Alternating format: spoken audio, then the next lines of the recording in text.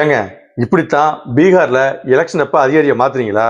பாஜகவுக்கு நம்ம பழனிசாமி முட்டு கொடுத்ததை பார்த்து நாடாளுமன்றமே சிரிக்குதுன்னு நம்ம முதல்வர் ஸ்டாலின் அவர்கள் பேசியிருக்காரு. இன்னைக்கு அதை பத்தி நம்ம வீடியோல பார்க்க போறோம். நான் உங்க தவசி 2.0.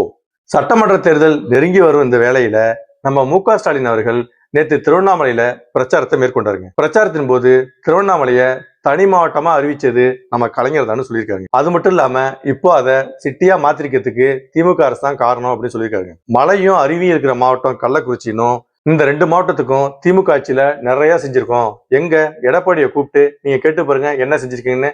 அவரு செய்யவும் மாட்டாரு, செஞ்ச எங்களை புகழ்ந்தும் பேச மாட்டாரு, குறைதான் சொல்லுவாருன்னு நம்ம மு.க. ஸ்டாலின் அவர்கள் சொல்லியிருக்காரு. பாஜக மேல இருக்கத்தால இஷ்டத்துக்கு அதிகாரிகளை பூரா மாத்திட்டு இருக்காங்க. அது எதுக்குன்னா அதிமுக கூட்டணி போட்டிடுற எல்லா தொகுதியிலையும் எந்த பிரச்சனை வரக்கூடாதுன்னு பாஜக இந்த வேலையை பார்த்துட்டு இருக்கு. ஏங்க இதுக்கு முன்னாடி பீகார் எலெக்ஷன் தான் வந்தது. அப்ப இந்த மாதிரி தான் அதிகாரிகள் பூரா மாத்திட்டு இருந்தீங்களா என்ன?